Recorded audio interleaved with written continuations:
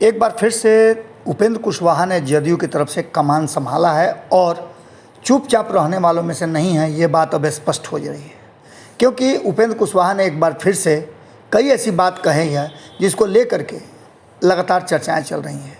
एक तरह से कहा जाए तो जदयू का आगे का क्या प्लान है, वो पूरा का पूरा प्लान जो है वो कहीं ना कहीं लीक कर दिया है अपने बातों के दौरान।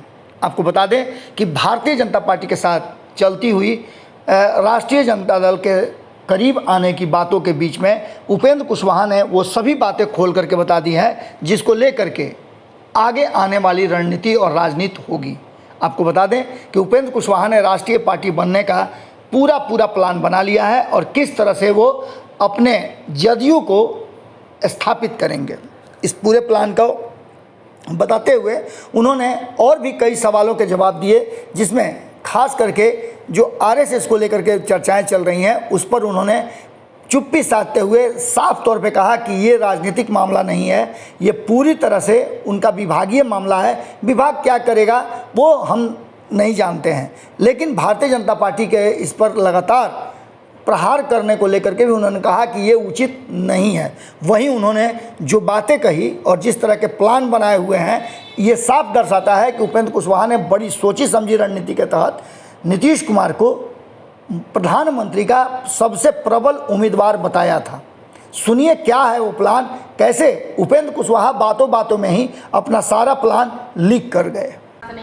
इसलिए हमने कहा कि बर्दाश्त करने लायक है, माफ़ करने लायक है, सज़ा देने लायक है, क्या है यह तो कोई ना कोई जो सिस्टम है सरकार का या जो उन लोगों का सर्विस कोड है उसके आधार पे लोग देखेंगे ना जिनको देखना है, और देख करके जो भी कार्रवाई की ज़रूरत होगी, माफ़ करने की बात होगी, वही लोग करेंगे ना। यह विषय राजनीति का तो है नहीं कि हम लोग यहाँ से कोई डिसीजन दे दें, यहाँ से डिसीजन नहीं हो सकता है ऐसे विषयों पर। सर, अभी आपने कहा कि जो टिप्पणी होती है राष्ट्रपति तक तो होती है, प्रधानमंत्री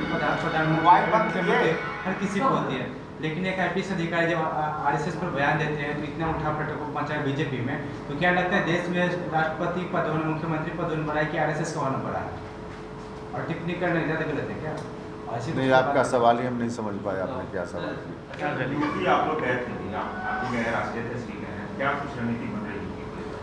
देखिए, हमारी पार्टी तो चाहती है बिहार से बाहर देश के अन्य राज्यों में भी अपना विस्तार, और उसके पीछे एक विशेष मकसद है।